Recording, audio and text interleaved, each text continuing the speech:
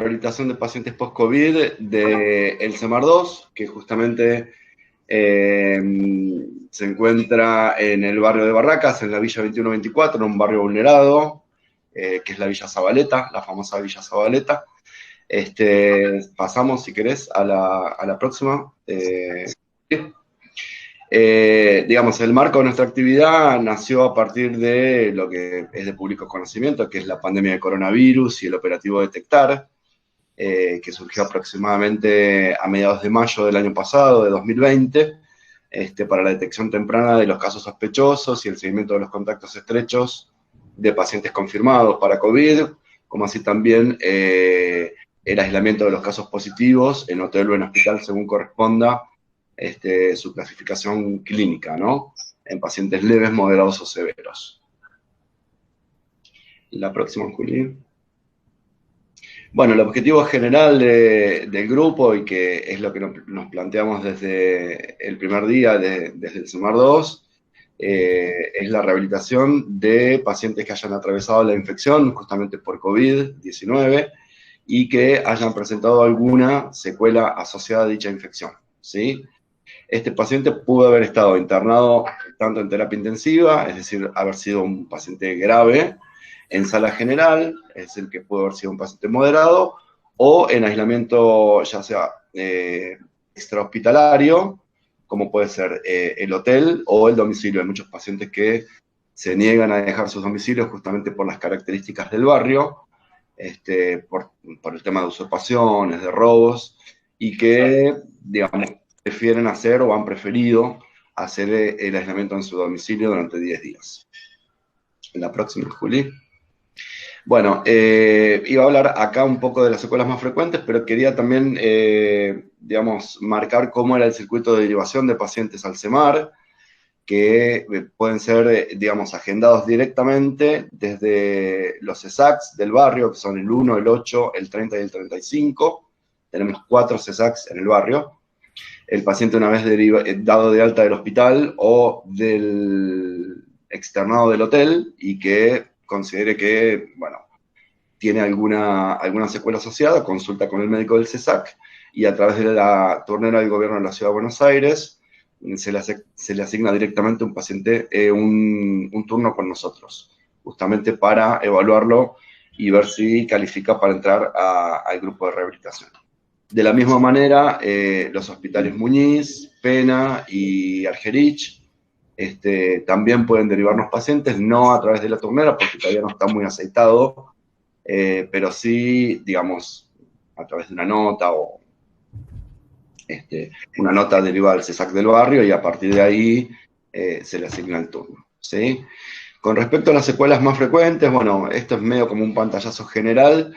No quiero ahondar demasiado y no quiero, digamos, contarlo como si fuese la única verdad, porque, bueno, son secuelas que vamos descubriendo en el día a día. Es una enfermedad nueva y la verdad que todos los días vamos viendo secuelas diferentes, pero, digamos, a grandes rasgos, en la parte motora, la debilidad muscular generalizada, la impotencia funcional, las parestesias, las paresias y las mialgias.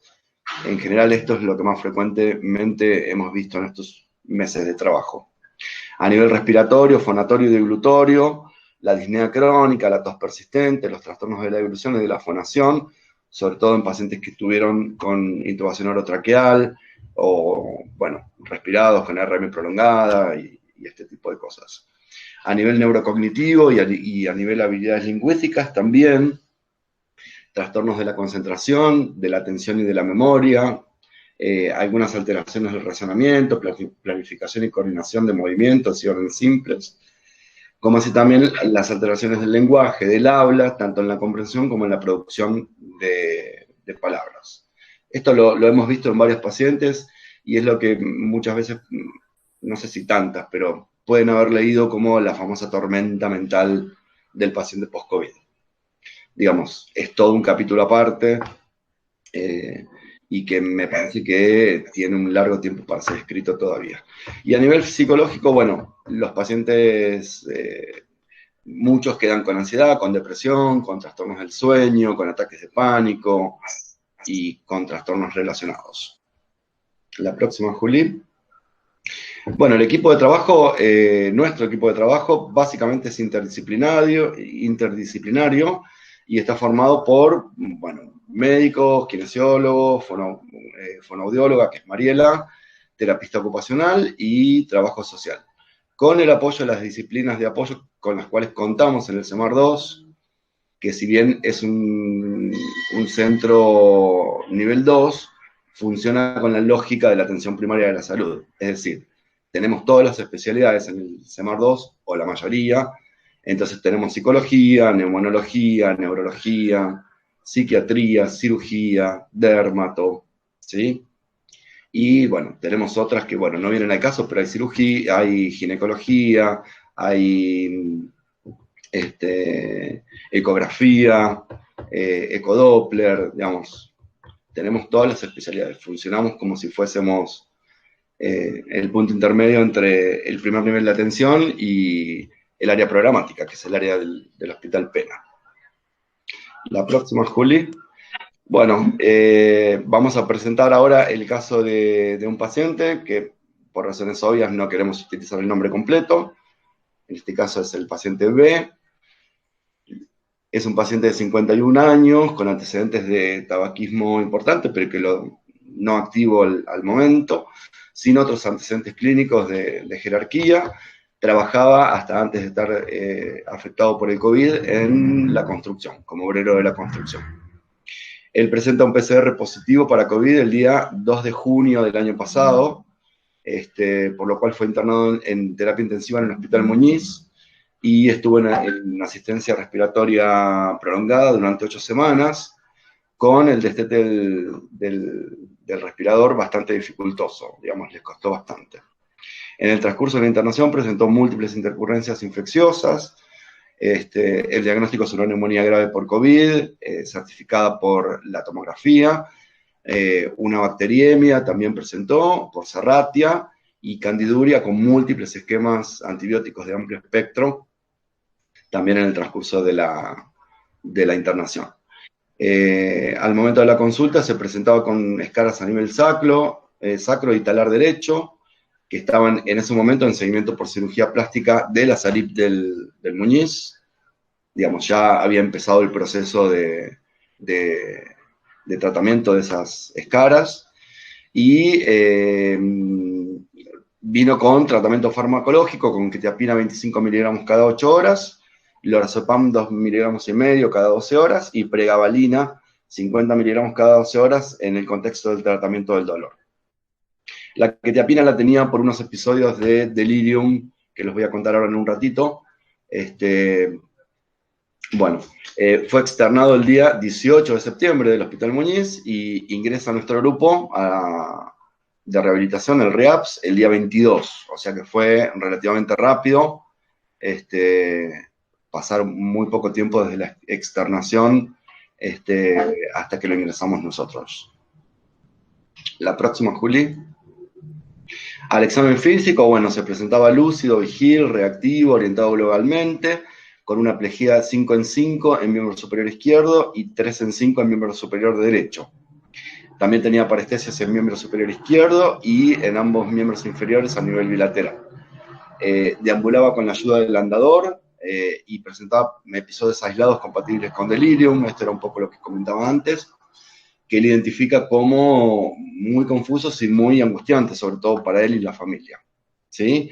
El resto del examen físico básicamente estaba normal a nivel respiratorio, algunos rales crepitantes en velcro que indicaban algún grado de fibrosis pulmonar a nivel basal derecho, saturando 98% de aire ambiente, con fatiga fonorrespiratoria y falta de control del aire, ¿sí? Bueno, el resto del examen físico, salvo por la escara sacra y talar derecha, que al momento de ingreso con nosotros presentaba bastante buena evolución, aunque no estaba cerrada, por supuesto, con los bordes epitelizados, el fondo bastante sucio y con exudados de fibrina en el interior. A partir de ahí planteamos el plan de tratamiento, comenzó, digamos, nuestra intervención a nivel kinesiología, fonoaudiología, terapia ocupacional y trabajo social. Y solicitamos interconsultas también con los servicios de dermatología, con el cual contamos en el CEMAR 2, de cirugía y de neurología, que después más adelante le voy a contar cómo las resolvimos. Bueno, seguiría ahora Sebastián con la intervención en el área kinésica. Sebastián López. Bueno, muy bien. Buenas tardes, mi nombre es Sebastián López, soy el kinesiólogo del Señor 2. Actualmente estoy junto al licenciado Juan Pablo Montes, que es un compañero que se incorporó recientemente, así que actualmente somos dos kinesiólogos. La siguiente, por favor. Vamos a hablar de la organización del espacio kinésico. Contamos con un sistema de 3 burbujas para la atención de hasta 3 pacientes por vez. Cada paciente en una camilla, en un espacio de 12 metros cuadrados con buena ventilación, una abertura de 3 metros cuadrados. Cada paciente cuenta con sus propios elementos para realizar los ejercicios, camilla, mancuernas, elásticos, y elementos compartidos que son balón medicinal, bici y cinta. En este caso se satinizan en el caso de que en la misma sesión tenga que compartirlos por más de un paciente. La sesión dura 50 minutos, luego se desinfectan todos los elementos utilizados hasta que ingresa la nueva tanda de pacientes. Los pacientes vienen a un ritmo de 2 veces por semana, con 2 grupos entre 12 y hasta 15 pacientes hemos tenido cuando había mucha demanda. La siguiente. Bueno, hacemos una evaluación inicial de este paciente B, haciendo foco en tres ejes: evaluación musculoesquelética, cardiorrespiratoria y neurocognitiva. Utilizamos el índice MRC para medir la fuerza muscular. En este caso nos dio un valor de 30. Este índice es importante porque nos permite discriminar los músculos que vencen la gravedad de los que no. En este paciente encontramos que la abducción de hombro izquierdo no vencía la gravedad, lo mismo con la flexión de codo y la flexión de tobillo izquierdo. Después, el índice de CATS, que es un índice de actividades de la vida diaria, nos dio un valor de, es decir, que este paciente era dependiente en algunas actividades. Estas eran el vestido, el bañado y la alimentación. Después encontramos restricciones articulares, las más importantes estaban en ambos hombros, por eso lo medimos con goniometría manual, con valores bastante limitados, y también hemos encontrado en tobillo izquierdo y mano izquierda leves restricciones. Eh, También encontramos, como dijo Mario, escara, sacra y tábica derecha, indolor al apoyo según refería el paciente y en proceso de cicatrización. Esto lo tenemos en cuenta porque nosotros utilizamos los ejercicios tanto en decúbitos como sentados y parados. Tenemos en cuenta el tema de si presentan o no escaras. La siguiente, Juli. Bueno, seguimos con la evaluación cardiorrespiratoria. El patrón ventilatorio era deficiente, tenía un patrón costal superior con respiración superficial, y la excursión del diafragma no era completa. Tenía disnea, medida en la escala MRC modificada, de un grado 3. Esta escala significa que el paciente recorre dentro de los 100 metros, debe parar a tomar aire, o a los pocos minutos de hacer un recorrido en terreno llano, debe parar. Bueno, la evaluación neurocognitiva, la marcha del paciente necesitaba el uso de un andador. A nivel dolor, refirió dolor en ambos hombros, una escala numérica verbal nos dio un valor de 8, en este caso era a la movilización pasiva. Las rodillas derecha y izquierda también refirió dolor, en este caso era con el movimiento con carga de peso, cuando el paciente se levantaba desde una silla, ahí sentía dolor, o por ejemplo si se arrodillaba sobre una superficie dura, también. Y a nivel de miembros inferiores, en pierna derecha e izquierda, también en reposo, y lo mismo que ambas plantas del pie, también refería a dolor. Con el tema sensibilidad, encontramos parestesias en mano izquierda. Acá lo evaluamos con el test DN4, que es un test que, para clasificar el dolor neuropático, con cuatro valores positivos, ya lo clasifica como dolor neuropático. En este caso tenía 4/10. En pierna y planta del pie izquierdo nos dio un valor 7/10, que es donde más síntomas tenía, y en pierna y planta del pie derecho nos dio un valor de 4/10. La siguiente. Bueno, en conclusión de la evaluación nuestra inicialmente, tenemos que el paciente tiene una debilidad adquirida en UCI, dado el bajo valor que nos dio en el índice MRC. Encontramos las retracciones articulares en ambos hombros, mano izquierda y tobillo izquierdo. Presentaba una debilidad muscular generalizada, con paresia de miembro superior y miembros inferiores izquierdos. Parestesias en miembro superior izquierdo y en ambos miembros inferiores.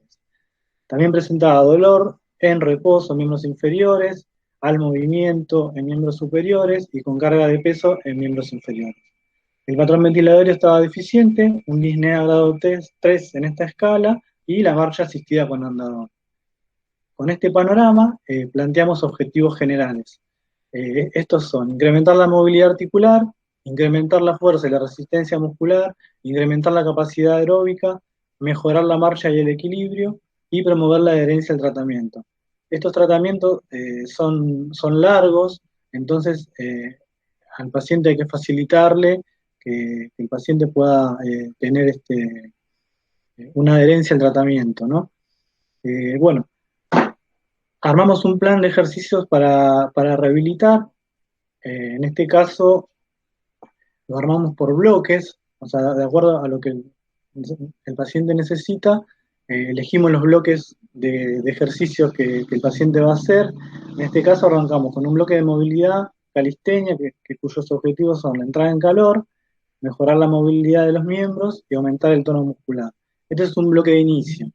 Luego seguía un bloque ventilatorio, muy necesario para este paciente, que necesitaba mejorar su patrón diafragmático y aumentar los volúmenes pulmonares. Luego venía un bloque de fuerza-resistencia de miembros, que es común a todas las rutinas de los pacientes, y en este caso culminábamos con una movilización pasiva del paciente debido a la gran retracción que había, sobre todo en los hombros. Acá hay unas imágenes de los ejercicios que el paciente iba haciendo, del bloque de fuerza-resistencia. En este caso, en esta etapa los ejercicios son bastante suaves.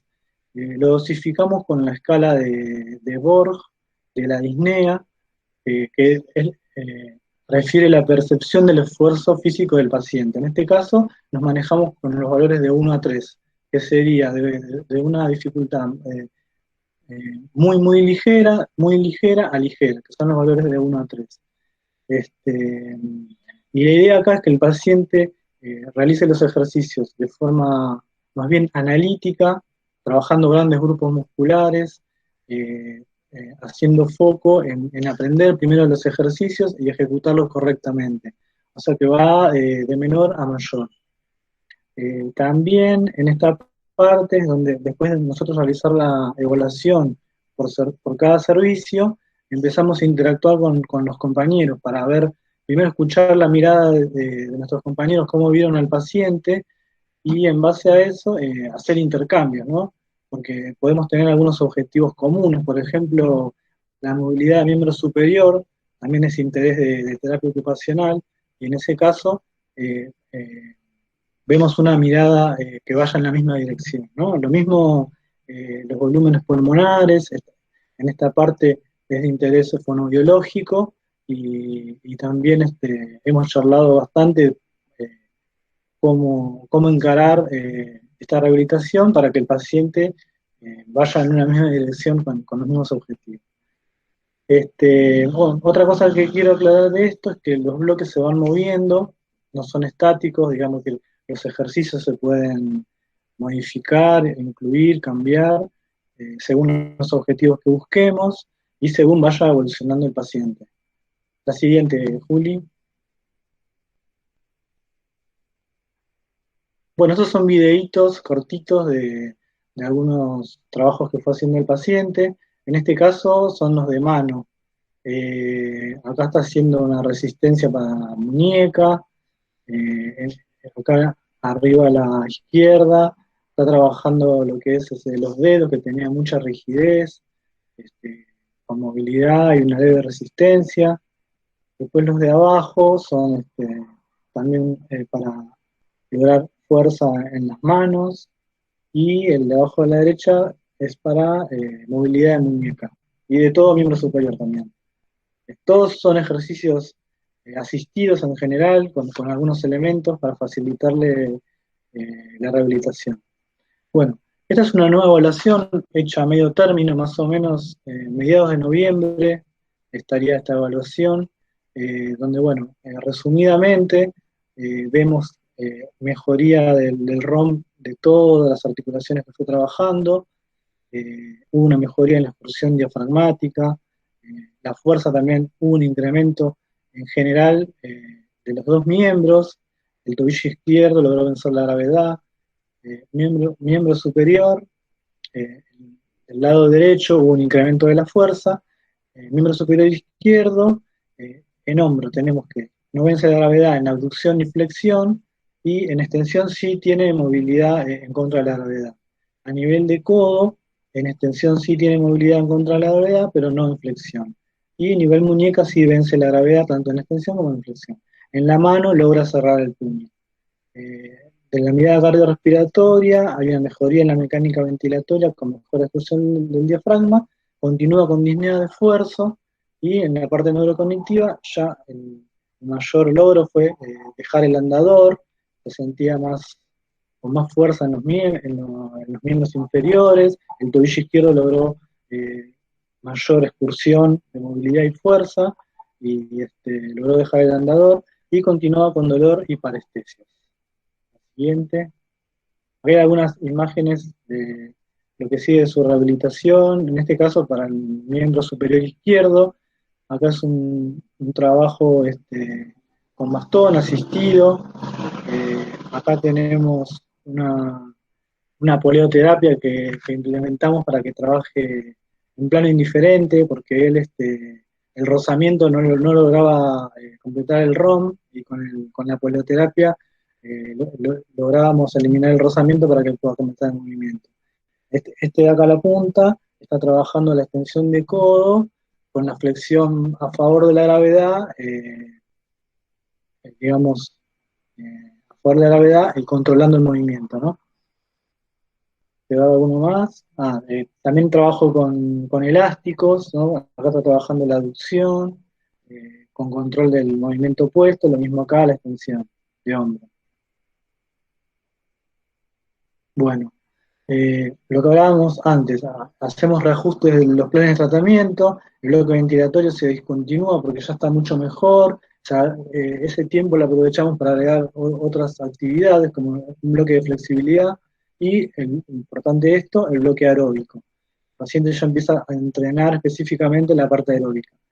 Como dosificación de la carga podemos decir que para pasar a progresar el esfuerzo, el paciente debería lograr caminar 500 metros sin disnea para lograr un mayor esfuerzo. En este caso el paciente lo había logrado, porque salía a hacer caminatas, nos había contado, entonces fuimos ajustando la escala de Borg, que en un principio era de 1 a 3, ahora lo podemos llevar a 4 a 6.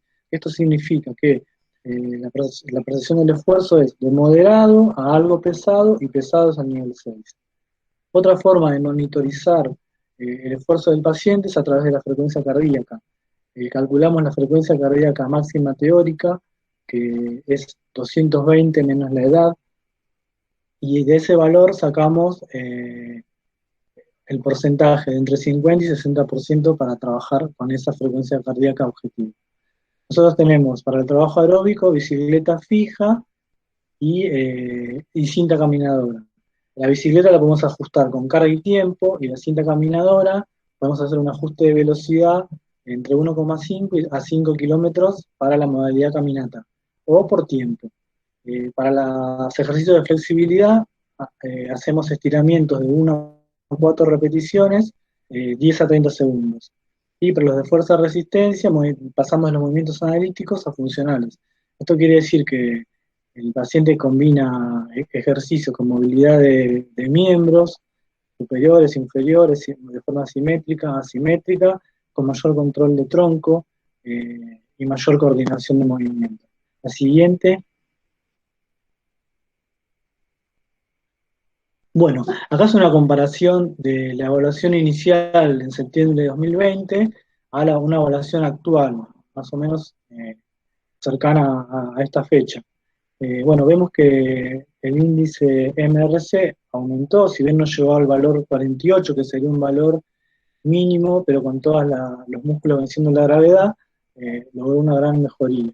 El índice de CAS también aumentó, esto significa que es independiente para todas las actividades de la vida diaria. A nivel goniometría también vemos mejorías de los valores.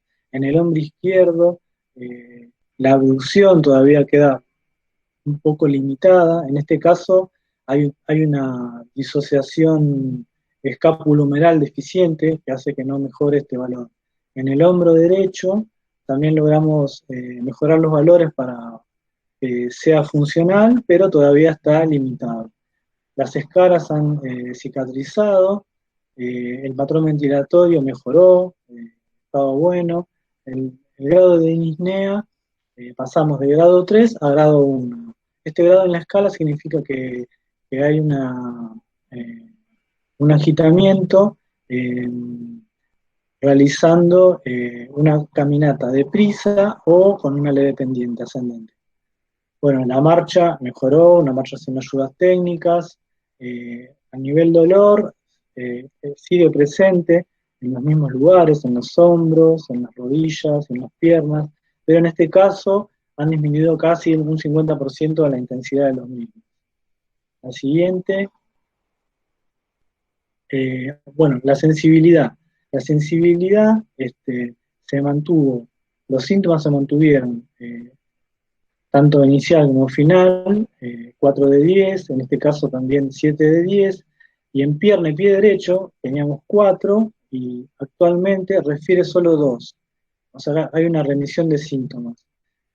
Solamente refiere entumecimiento en la pierna derecha a nivel del gemelo y en el pie derecho hormigueos. Pero el paciente refiere que si bien persisten estos síntomas de dolor neuropático, hay una disminución con la medicación actual. En la siguiente, bueno, y por último, hubo una evaluación con algunos test incluidos en la batería Senior Fitness Test. Esta es una batería de test validados que mide la condición física en relación a la salud, ¿no? Está diseñada para población de 60 años, sana de 60 años. Nosotros la utilizamos a partir de los 50 años, porque son pacientes que en la mayoría tienen comorbilidades, y si bien es un test bastante eh, de realizar de forma sencilla, porque está justamente diseñado para gente mayor, los valores esperables no son tan fáciles de conseguir. Entonces consideramos que es una buena herramienta para evaluar a los pacientes de 50 años, como en este caso. Bueno, el primer test, sentarse y levantarse de una silla durante 30 segundos. El Sebastián, objetivo... Sí, disculpa, anda redondeando para dejarle tiempo a las chicas. Ya dale, son dale. Bueno, ya terminamos, ¿eh? No sé si querés que diga esto No, o no, pasamos. fíjate vos. Bueno, pasar al siguiente, que yo lo resumo. Bueno, los test anteriores nos da esto, que la capacidad aeróbica, en este caso, levemente disminuidas con los valores de referencia, la fuerza muscular nos dio un valor bueno, la fuerza de miembro superior derecho, ¿no? La de miembros inferiores nos dio levemente disminuida, y el equilibrio dinámico, agilidad levemente disminuido, pero está muy cerca de alcanzar los valores que dice el test como criterios de alta. Este, Termino la intervención.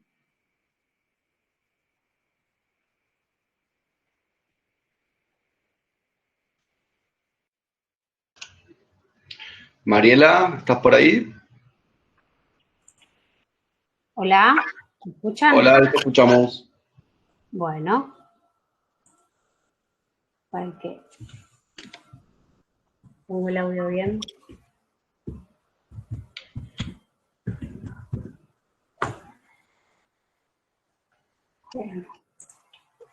Ahí va, ¿eh?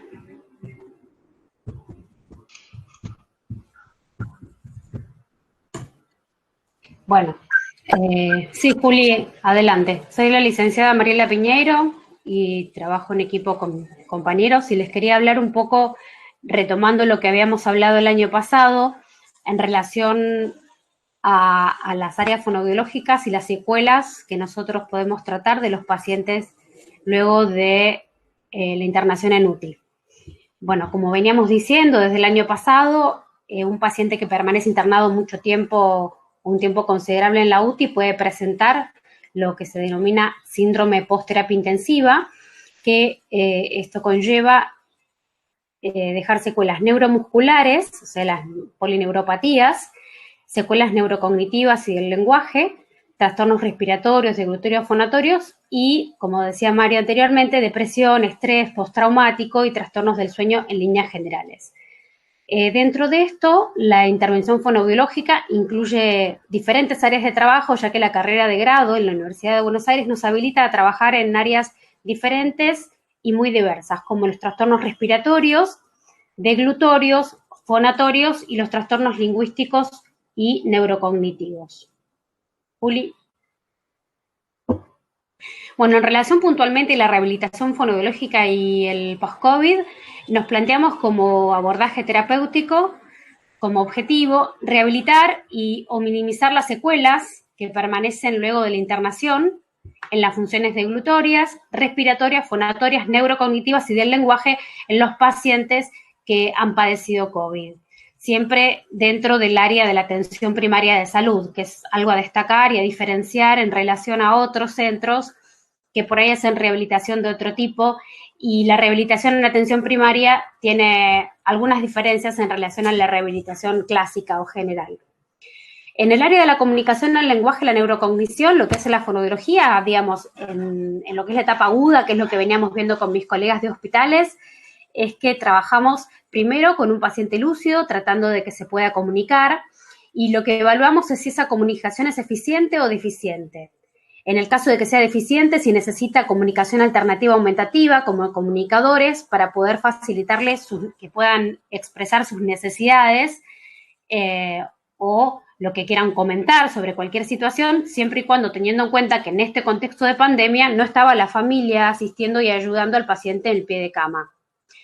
En relación al lenguaje, siempre seguimos diciendo, en función del estado psicofísico de este paciente, se pueden evaluar la comprensión de órdenes, que pueden ser, se van de órdenes sencillas a más complejas, la designación, o sea, que el paciente pueda decir algo en base a una figura que se le presenta, por ejemplo, concreta o escrita o dibujada, el lenguaje, cómo se presenta en relación al lenguaje espontáneo y a la denominación. Eso en líneas generales, digamos, siempre y cuando el paciente pueda empezar a tener un estado de vigilia y patrones clínicos estables como para que se le puedan administrar estos test. Y en relación a la neurocognición, se empiezan con pruebas de screening que permitan identificar rápidamente las alteraciones en las áreas de las funciones específicas, tanto del lenguaje como neurocognitivo.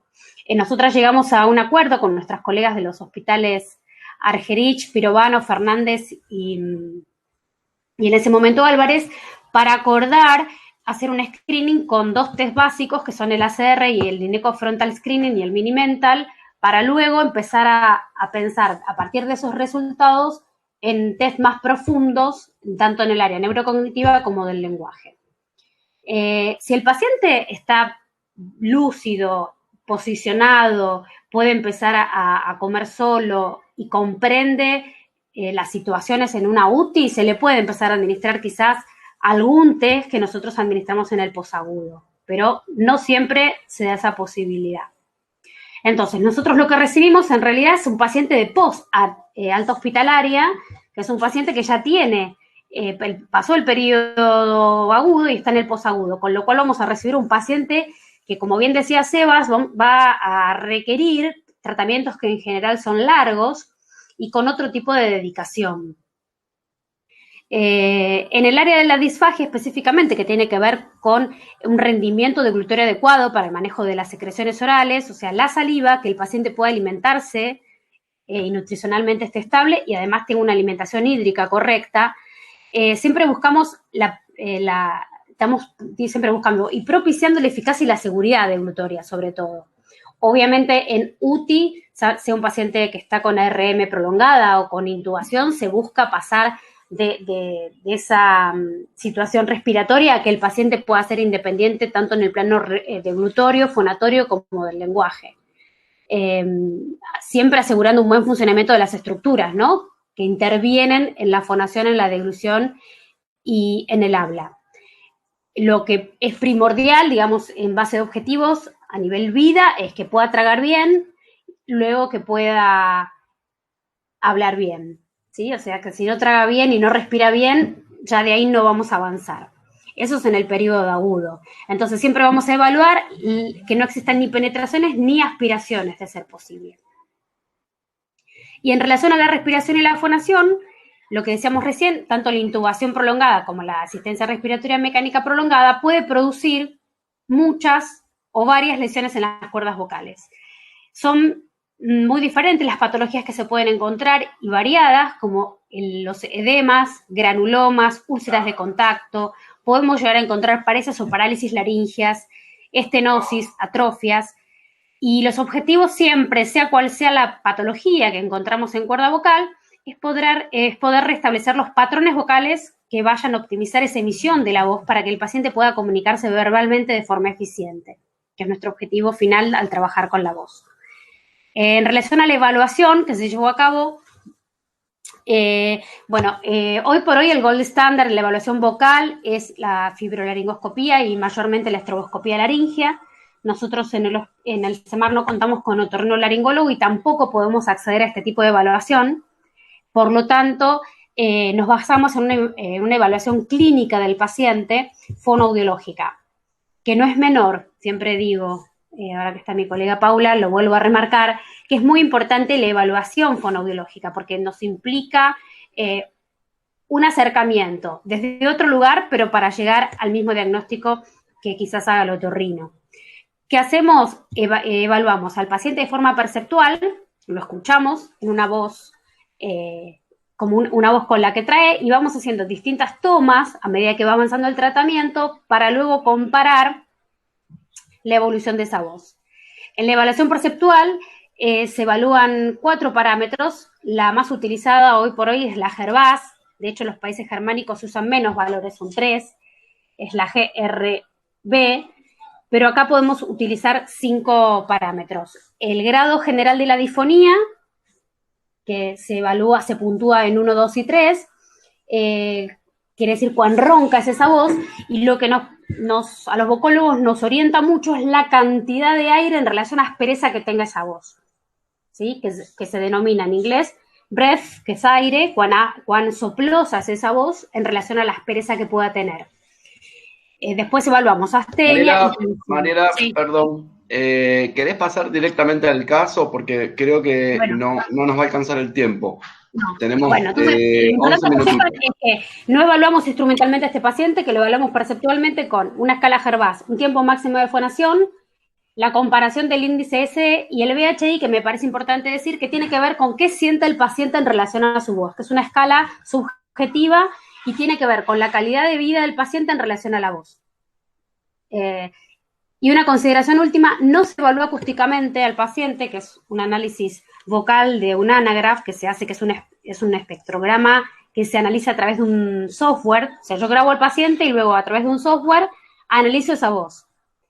Me complementa los exámenes que yo hice clínicamente, aún sin teniendo la estroboscopía laringea. Pero no lo hicimos para puramente ver cómo traté yo al paciente exactamente como con las herramientas que tenía en el CEMAR. ¿Sí?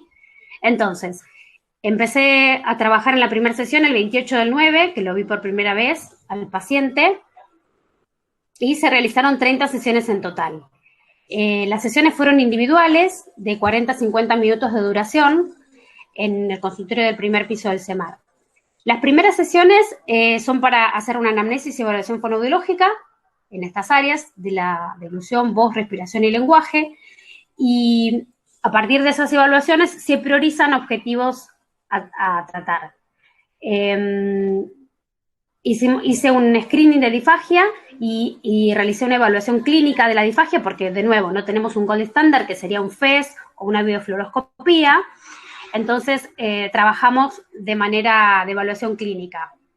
El paciente estaba en un estado 6-7 en puntuación de disfagia, estaba muy bien, así que, bueno, se evaluaron las 3 texturas, líquido, sólido y semisólido, y en distintos volúmenes, y lo que se hicieron fueron pautas de refuerzo en relación a posicionamiento, forma cantidad del bocado, la cantidad de veces por día que tenía que comer, cómo tragar, digamos, pautas de higiene básicamente y seguimiento, y con eso funcionó bien. Luego, en el área de la comunicación, la neurocognición y del lenguaje, con mi colega que está en el CEMAR, llegamos a la conclusión de que era mejor hacer un screening primero, como habíamos dicho con las chicas de los hospitales, administrar una batería como el ACE, el Indico Frontal Screening y el Mini Mental, para ver todas las áreas del lenguaje en relación al lenguaje, la memoria, la atención, la visoconstrucción y las funciones ejecutivas. Lo evaluamos al comienzo a nuestro paciente y obtuvimos evaluaciones en el área de la atención, orientación, la memoria, la fluencia verbal, el lenguaje y la habilidad visoespacial. Y luego también evaluamos la programación motora, el control inhibitorio, la memoria de trabajo verbal y la memoria de trabajo verbal diferida. Encontramos que el paciente tiene leves dificultades en relación al lenguaje por evocación libre, en memoria de corto plazo y de trabajo, en la memoria verbal inmediata y diferida, el lenguaje por confrontación y el lenguaje por evocación libre. Como son lesiones leves dificultades, lo que se programó fue comenzar con las áreas más afectadas y luego seguir con el área del lenguaje y la neurocognición. En la relación a la voz y la respiración, bueno, se hizo una voz de la función vocal, priorizando comenzar por esta área porque era la más alterada. Como dijo bien Sebas, hubo una interrelación entre los compañeros y estuvimos hablando del tipo de disnea que tenía, el tipo respiratorio y cómo podíamos ayudarlo los dos en la misma línea, tanto en kinesiología como en fonoaudiología, para obtener el mejor resultado del paciente. En las alteraciones de tipo respiratorio era que tenía, como dijo bien Sebas, una respiración alta y un modo respiratorio alterado y una voz muy hipofónica, la cual se correlaciona con una disminución del patrón vibratorio de cuerdas vocales y podíamos inferir una disminución vocal. Este tipo de voz, que era una voz, que ahora la vamos a escuchar, una voz áspera, con mucha soplosidad, tiene más que ver con una voz edematosa, una inflamación de las cuerdas vocales y debilidad muscular, ¿sí? Lo que hablábamos con los compañeros es que yo no puedo cerciorar un diagnóstico, porque como no tengo una endoscopía laringea, no puedo decir si es un edema, si hay algo, si hubo un granuloma al comienzo, si hay una paresia. Me puedo basar en parámetros perceptuales de la voz solamente. Y quiero que escuchen cómo llegó. Bueno, en la evaluación inicial vimos un FO de 123 Hz, el hombre tiene 130 Hz, o sea que tenía una frecuencia inicial de habla descendida. Tiempo de máxima fonación 4 segundos, es lo que le duraba la fonación de esa A prolongada, muy poquito. Y esta escala perceptual Hervás que le contaba dio un grado de ronquera tipo 2, que es una ronquera leve, moderada a severa, con mucho grado de soplosidad y aspereza, y un NDS de 1.5 que habla de una insuficiencia glótica, es decir, que las cuerdas vocales de él estaban tan débiles que no llegaban a cumplir la función fonatoria para administrar el aire que venía de los pulmones. Bueno, y en relación al voz handicap, ¿corto? Hola, Mariela. Sí. Estoy yendo rápido para llegar. Cortamos acá y yo ahora les paso, mándenme un mensajito y les paso el nuevo link para poder cerrar la charla, ¿sí? Porque me estoy apurando, pero no llego. No llegamos. Ahora reprogramo la charla para tener un ratito más. Bueno. ¿Sí? Bueno. A ver, ¿cómo es? Perdón, Martín, yo no voy a poder seguir, pero quería decirles que estamos volviendo a hacer videofluoroscopía lentamente, así que para que sepan que si tienen algún paciente lo podemos hablar para hacer la interconsulta. Así que Mario y Mariela y... Buenísimo, gracias, Pau. Buenísimo. Abrimos total la agenda, pero lo podemos evaluar algún caso que tengan que particularmente les parezca importante para tomar la videofluoroscopía. Buenísimo, Paula, gracias. Perdón Gracias. que no puedo quedarme, pero bueno, les mando un beso y gracias a ustedes. Gracias, Martín. No, gracias, Paula. Bueno, nos vemos en 3 minutos. Bueno.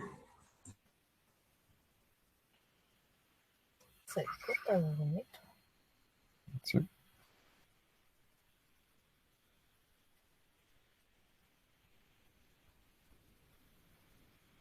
Si pudiera ver cómo cierro esto.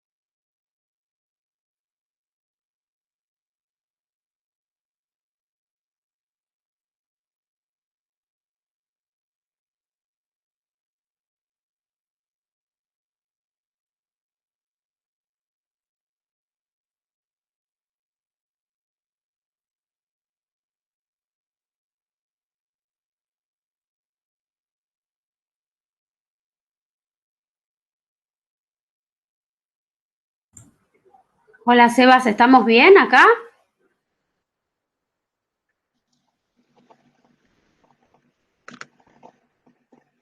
¿Es acá? No tengo idea. Gracias. Es en otro lado. Ay, estoy corriendo como loca porque me están cortando y tengo un montón para decir. Bueno, haré lo que pueda.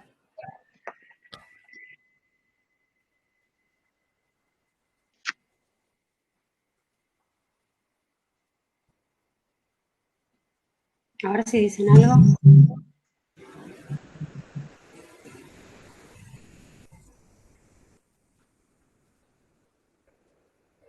Somos nosotros dos nada más acá, ¿no?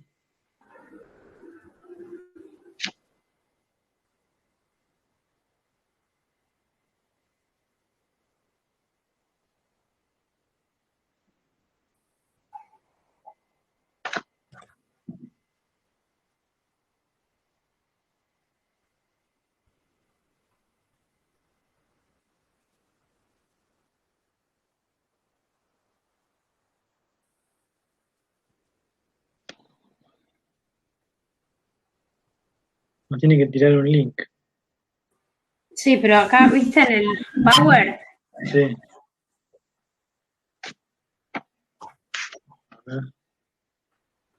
A ver. Ahí tirado un link.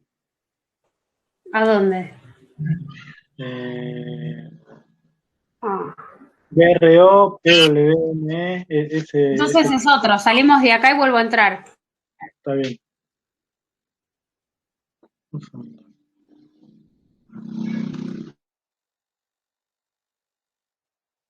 Bueno, ahora no corro tanto, entonces. Ahí, Mariela. Esa es la coordinación fonorrespiratoria de la fonoaudióloga. Bueno, decía que me parece muy importante el índice de discapacidad vocal, Handicap Index, que es el VHI, que está como muy subestimado, pero es importante porque tiene que ver con la calidad de vida y la voz del paciente y nos va diciendo el requerimiento del paciente, cuál es la demanda. ¿Por qué? Porque nuestro paciente vino muy angustiado, estuvo mucho tiempo en la UCI del Hospital Muñiz, que yo casualmente y anecdóticamente pasé una semana justo ahí en julio y bueno, viví lo difícil que es y cómo trabajaban el destete en relación al respirador. Todos los pacientes se van sin la sonda, o sea, son como cuestiones muy técnicas, pero que las fonoaudiólogas a veces podemos pelear para que el paciente se externe con sonda. Digamos, para él fue muy traumático todo y en el estado emocional en el que llegó al servicio, eso es muy importante. Entonces, saber cuál era la valoración del paciente en relación a su propia voz.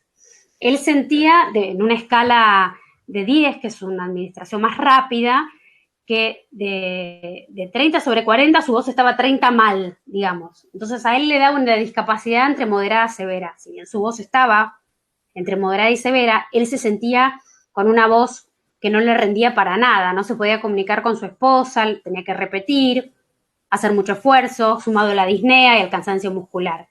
Entonces, lo que se encontró es una voz de muy baja intensidad, de timbre velado, que se corresponde con una voz de tipo hipofónico, lo que decía antes, del tipo edematoso. O sea, no tuve el estudio para ver esas cuerdas vocales, pero imaginé una voz edematosa y con muy poca fuerza muscular. La siguiente.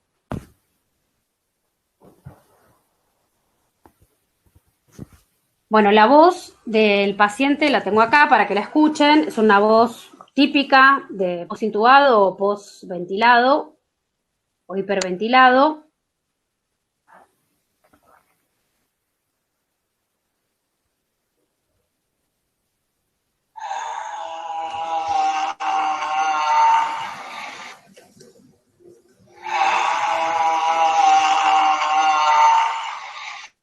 Bueno, esa es la prolongada, es un método de evaluación que tenemos en las evaluaciones subjetivas, que es inspirar y poder mantener la función fonatoria el mayor tiempo posible con el control del aire. Eso es lo máximo que él sostenía una emisión, 4 segundos. No lograba sostener más en estas emisiones. La siguiente. ¿Voy a mostrar algo? Bueno, el tratamiento. Hola, ¿me escuchan? ¿Me escuchan? Hola. Sí. ¿Me escuchan bien? Bueno, el tratamiento con el paciente es así. O sea, yo tengo que estar vestida así para tratar a mi paciente. Tengo un N95, un barbijo quirúrgico y la máscara. Esto tengo que trabajar, yo tengo que trabajar tono con el paciente e intensidad de la voz. Él tiene que perceptualmente, solo a través de su oído, entender los tonos que yo les estoy dando, la intensidad que yo les estoy dando con todo este PP. Quiero que vean la dificultad que representa para nosotras las fonoaudiólogas poder trabajar. Y no me ve la cara, que nosotras trabajamos específicamente con lo gestual, con los gestos y con la posibilidad de que los pacientes nos vean. Miren la cantidad de decibeles que yo estoy perdiendo a medida que me voy desvistiendo. Hola, hola, hola, hola. Es otra voz. El barbijo quirúrgico está demostrado que pierde hasta 12 decibeles. Filtra 12 decibeles. Con lo cual yo tengo que estar muy atenta a lo que yo estoy emitiendo porque le quiero dar un modelo al paciente, pero yo tengo que percibir mi propio modelo. Y si yo no tengo un reflejo cócleo recurrencial exacto y sé lo que estoy emitiendo, me pierdo todo el tiempo. Esto sumado a que, por suerte, donde yo trabajo no hay ruido ambiente. Pero si hubiese ruido ambiente, como sucede en muchos lugares, estamos complicados. Digo, les sucede a cualquiera de ustedes en cualquier esquina con el tráfico, bueno, pudiendo trabajar, teniendo que trabajar con pacientes y la parte de la voz, digo, esto se habló a nivel mundial, es muy difícil para los vocólogos, a los profesionales del habla, a los logopedas trabajar. Por suerte, hicimos mucho esfuerzo, tanto el paciente como yo, él tenía muchas ganas de progresar y logramos buenos avances, pero no es nada fácil esto, trabajar con la cara tapada y que no me puedan escuchar bien. Como les decía, esto filtra 12 decibeles, filtra lo que sale de la boca al exterior, que es la proyección de la voz para nosotros, y además lo que hace es filtrar, explicándolo en términos como fáciles, es un pasabajo, lo que filtra, digamos, como a nivel musical. ¿Qué quiere decir? Que las frecuencias altas del habla, que tienen más carga, de armónicos son las que llevan el brillo de la voz. Nosotros escuchamos el brillo de la voz y lo vemos en un espectrograma por las frecuencias altas. El barbijo filtra esas frecuencias. Entonces lo que hacemos es que la voz aparezca todavía más opaca y velada. Entonces, ¿qué tenemos que hacer? Articular mucho más y hablar más lento. Articulado y lento. Mariela. Bueno, eso es para que el tratamiento se acorte. Y el tratamiento duró 30 sesiones. Bueno, trabajamos el control de la disnea, la reducción de la debilidad muscular, la reeducación fonorrespiratoria, la resonancia de la prosodia y trabajamos la función vocal con técnica de tracto vocal semiocluido para mejorar la coordinación fuerte-filtro. No sé si quiere mostrar algún videito de lo que hicimos. Bueno, así se trabajó con el paciente básicamente sentado al principio y sostenía siempre la botella con la mano derecha porque la izquierda es la que no tenía la fuerza para hacer el otro control. Esto es lo que se hace. Ahí lo ven. Bueno, ahí se le ve la cara. Tiene que hacer un control lombofónico, primero solo de aire y luego con sonido, para fortalecer las cuerdas vocales. No sé si se escucha. Ahí les voy a mostrar un poco los avances en audio para que vayan escuchando las voces posteriores. Ahí está haciendo vocales sostenidas con apoyo diafragmático. Ella tenía un trabajo de costo diafragmático abdominal. Y las voces posteriores a la rehabilitación.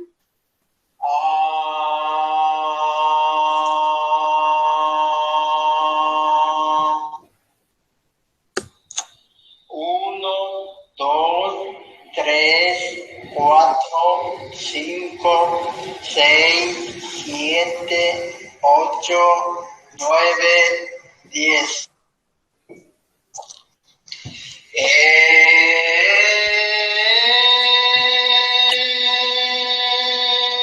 Ahí puede sostener distintas intensidades y mantenerlo en el tiempo, que habla de una mejor función fonatoria y mejor movimiento vibratorio. Con dinero, sin dinero, hago siempre lo que quiero y mi palabra es la ley. Bueno, y logró cantar. No tengo trono ni reina, ni nadie que me comprenda, pero sigo siendo el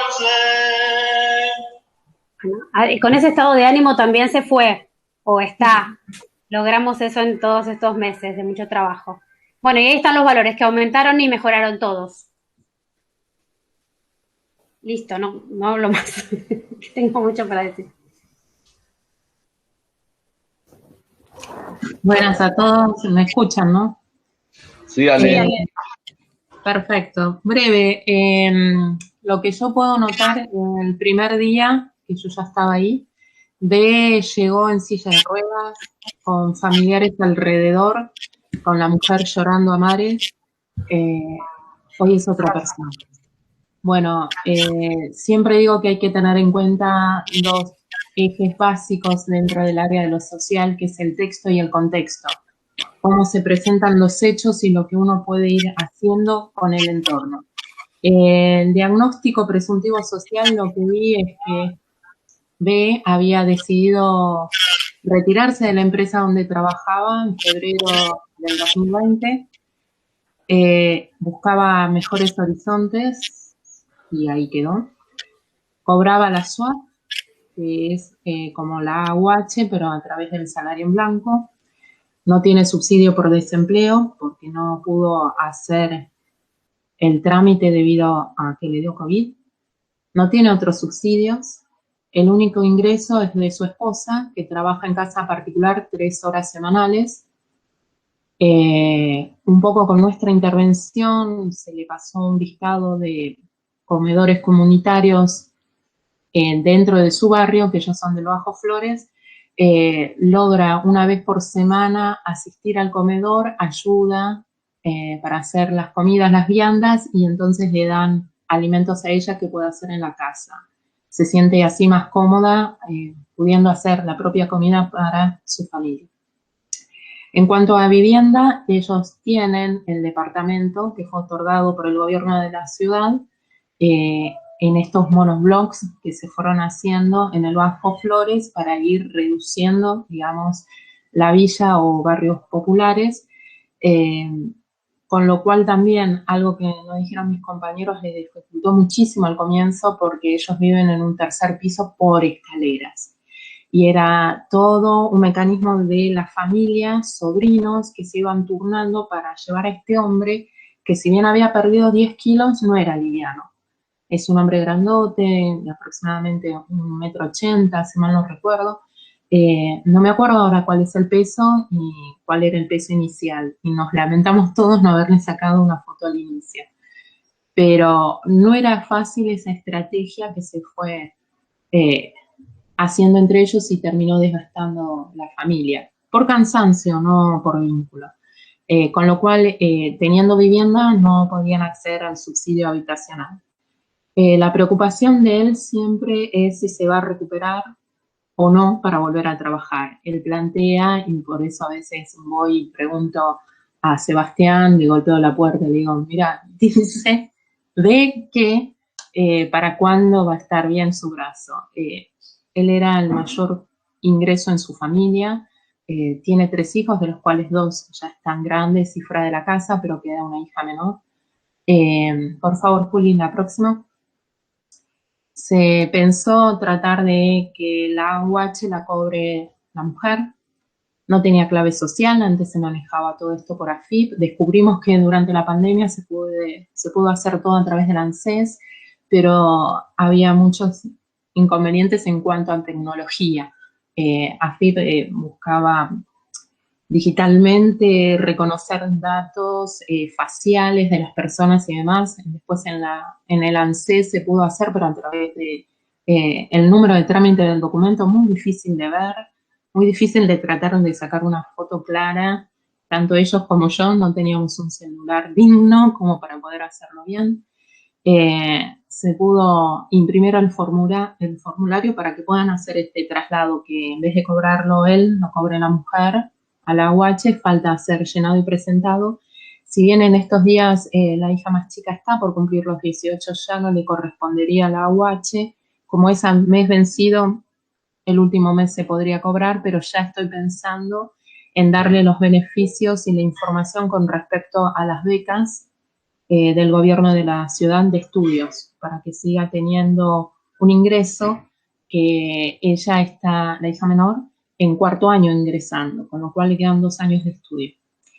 Se intentó también dar, a través del programa Mayores Cuidados, un tipo de asistencia domiciliaria, por esto que decía del impedimento de las escaleras y que se iban agotando los recursos familiares.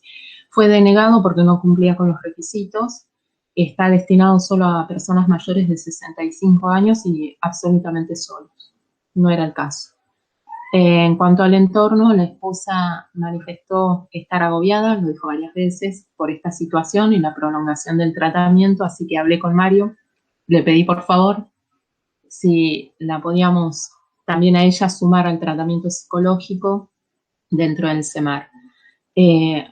Hoy son otras personas. Primero, que él logró una independencia importante, si no está de 10, está 7,5 fácil.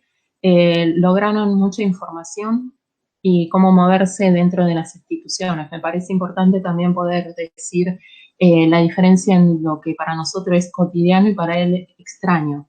En el sentido, nosotros nos manejamos dentro de una institución de salud en donde sabemos los organigramas, dependencias, áreas y procesos administrativos. Para ellos no.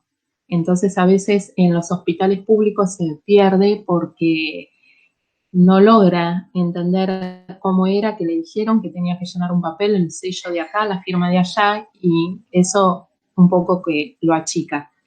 Y en el CEMAR 2 se sintió como en casa. Cómodo, acompañado, lo presentábamos en cada servicio prácticamente en la puerta. Esta es la persona tal que va a seguir con su tratamiento, y entonces él se sintió más confiado. Era eso. Gracias. Gracias, Ale. Bueno, y creo que seguimos con Juli, ¿no? Sí. Estás muteada, Juli.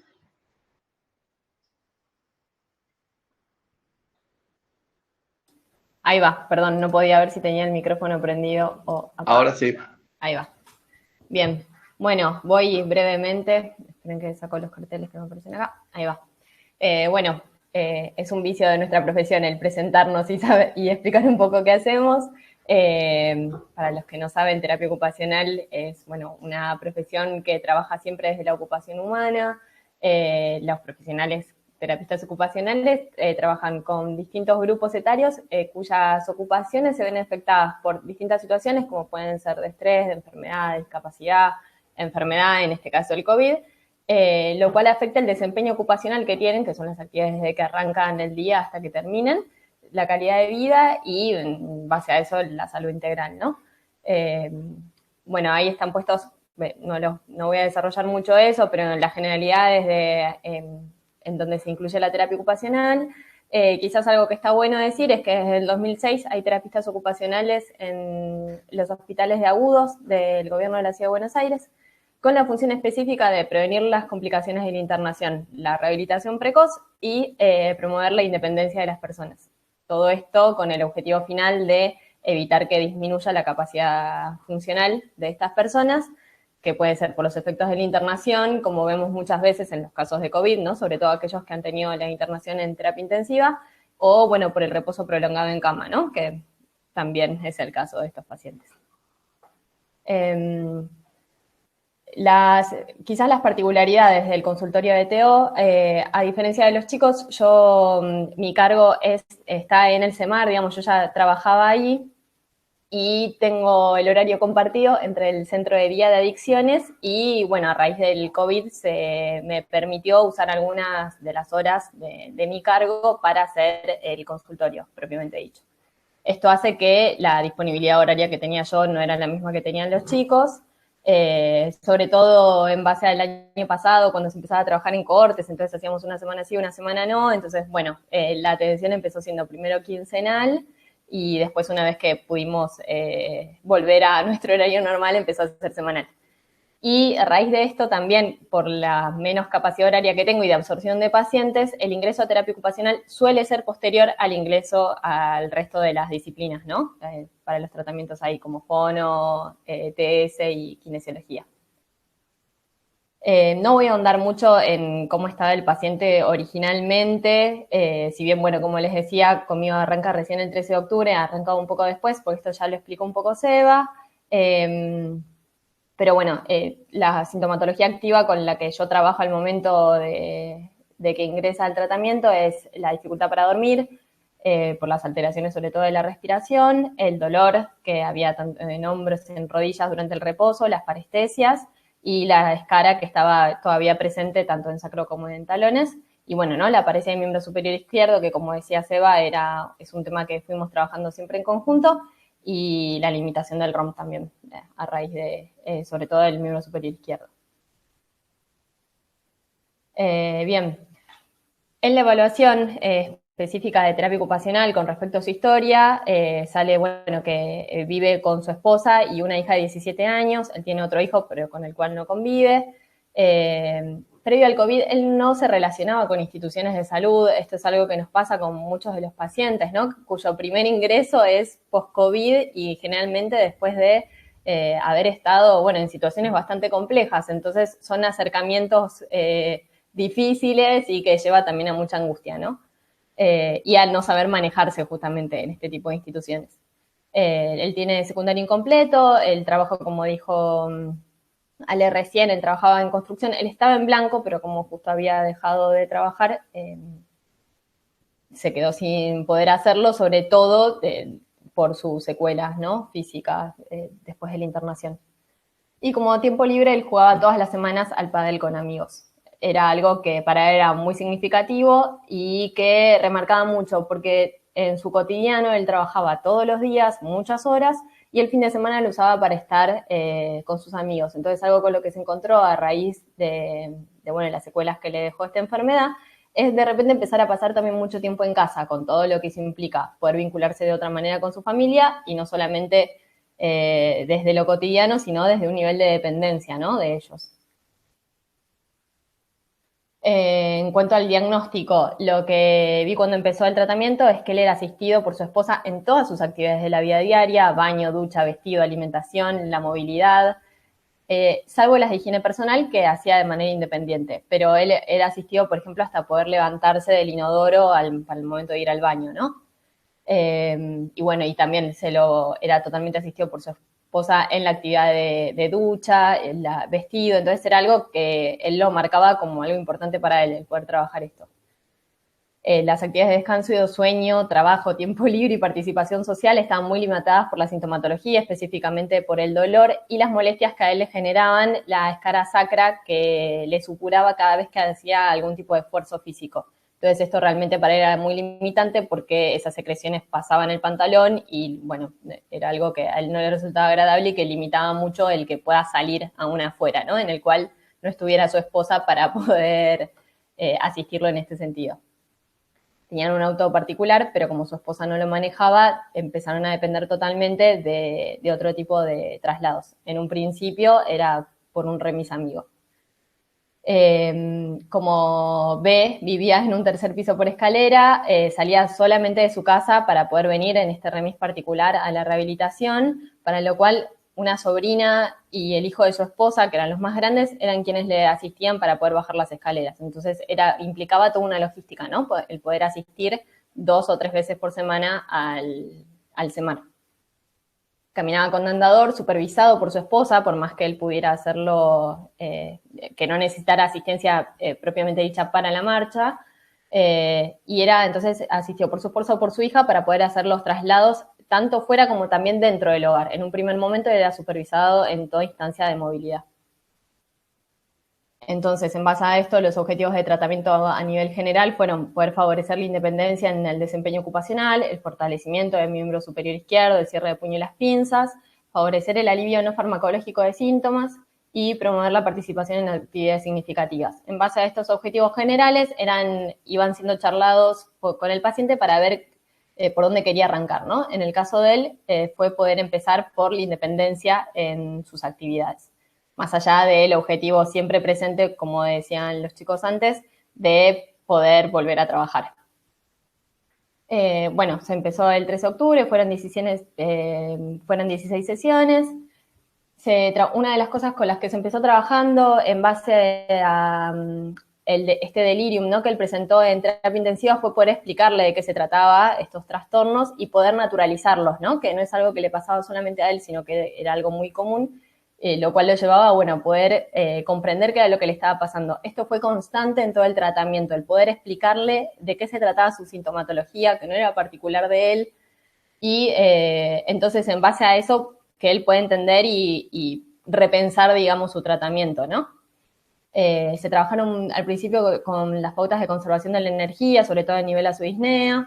Se fue evaluando en vivo su desempeño en actividades de la vida diaria o en videos en el caso de aquellas actividades que no se podían hacer. Por ejemplo, para la ducha se le pidió que grabe el ambiente donde él se bañaba para poder entender a ver cómo era ese desempeño.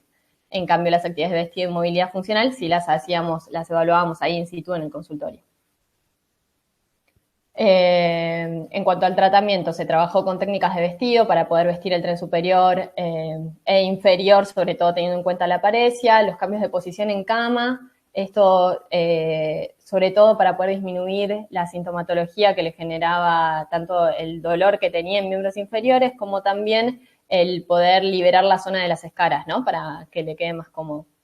Y la alimentación segura, porque una de las cuestiones que salían es a medida que él iba ganando independencia, es, bueno, el intentar que esa independencia sea segura y que no sea a costa de potenciales riesgos. Se fueron haciendo distintas adaptaciones para este desempeño seguro. Por ejemplo, se gestionó un barral en conjunto con trabajo social para la ducha, que si bien se pudo gestionar en el banco de elementos, también surgen estas cuestiones, ¿no?, de la realidad de los pacientes que hace que no siempre puedan llegar. Y bueno, en el caso de él, si bien el barral se gestionó, él no pudo presentarse en el lugar en el momento en el que ese barral estaba, así que no sucedió.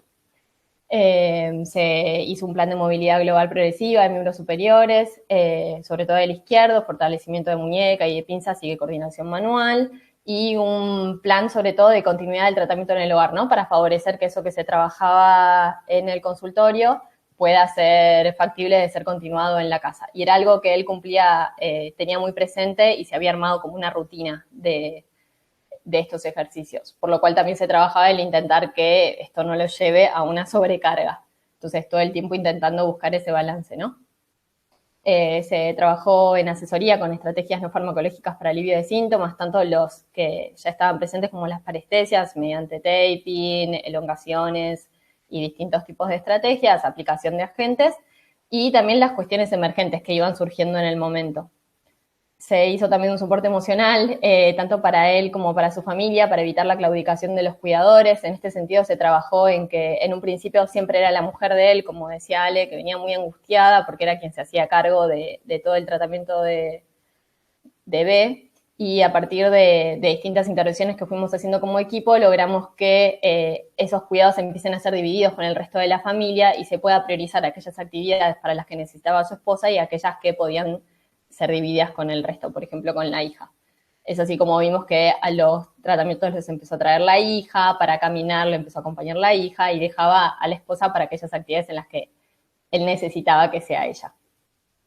Se vehiculizaron las interconsultas con otras especialidades dentro del CEMAR, dermatología, cirugía vascular, neurología, y esto es importante, a raíz de la inserción de la residencia de terapia ocupacional, una rotación que hicieron compañeras de la residencia del Hospital Tornú, se logró mediante una red informal una derivación al Hospital Roca para evaluación por fisiatría para un ingreso a esta institución, para continuar su rehabilitación ahí, dado que veíamos que por su evolución que implicaba un tratamiento más específico, ¿no?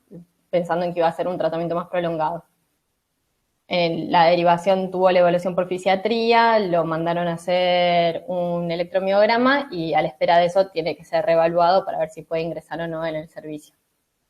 Actualmente, B es independiente en todas sus actividades de la vida diaria, realiza las caminatas de 60 minutos diarias, todas las mañanas va a Parque Chacabuco y no solo camina, sino que también sube y baja las escaleras y en este momento ya lo hace sin acompañante.